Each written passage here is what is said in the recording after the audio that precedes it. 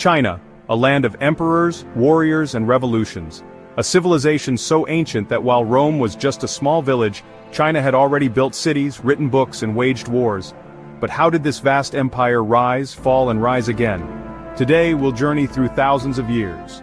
Welcome to the entire history of China. Don't forget to like, share, and subscribe. Now let's deep dive. Our story begins along the Yellow River, often called China's cradle of civilization. Here, the earliest Chinese people settled, farming millet and rice over 5,000 years ago. But who were the first rulers of China? Let's go back. Way back. China's history is a grand drama, unfolding through dynasties, families that ruled for centuries before falling and making way for the next. Think of it like a long-running TV series where each new season brings a new ruling family. The Xia Dynasty, 2070 to 1600 BCE, is where myths meet history. It's said to be China's first dynasty, though proof remains scarce. The first undisputed dynasty, however, was the Shang Dynasty, 1600 to 1046 BCE. The age of oracle bones, bronze weapons, and human sacrifices, it was both brutal and brilliant. Then came the Zhou Dynasty, from 1046 to 256 BCE, introducing the Mandate of Heaven, the divine right to rule. If an emperor failed his people, the gods would strip him of power, justifying rebellions. Sounds like an ancient Yelp review system, doesn't it? But eventually, the Zhou dynasty collapsed into chaos, with warlords battling for dominance.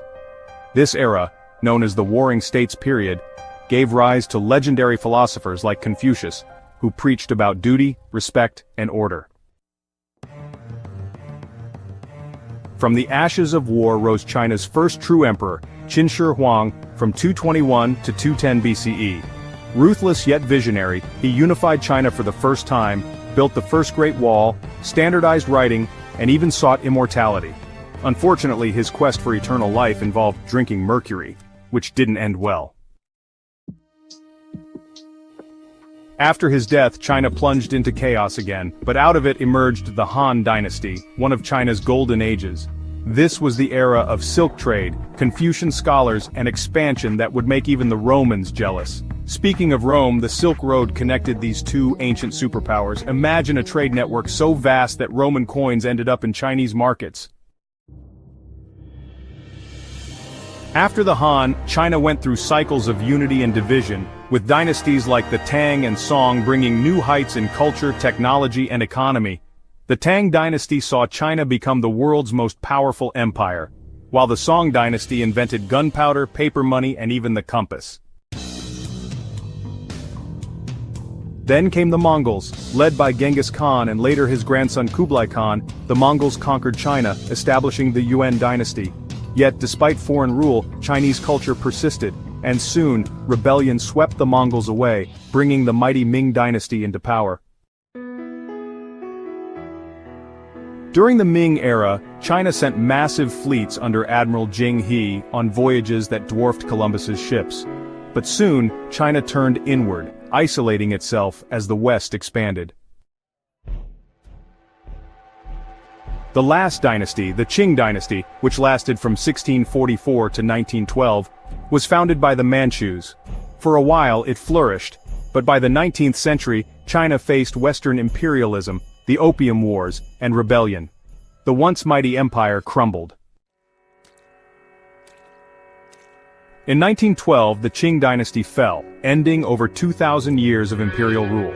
China became a republic, but the country was divided, leading to warlord chaos, civil war, and Japanese invasion.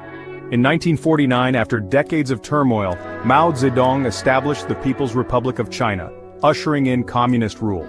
The decades that followed saw immense challenges: famine, political upheaval, and the Cultural Revolution.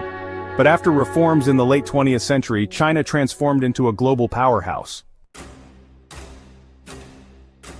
From ancient dynasties to modern superpower, China's story is one of resilience, innovation, and adaptation.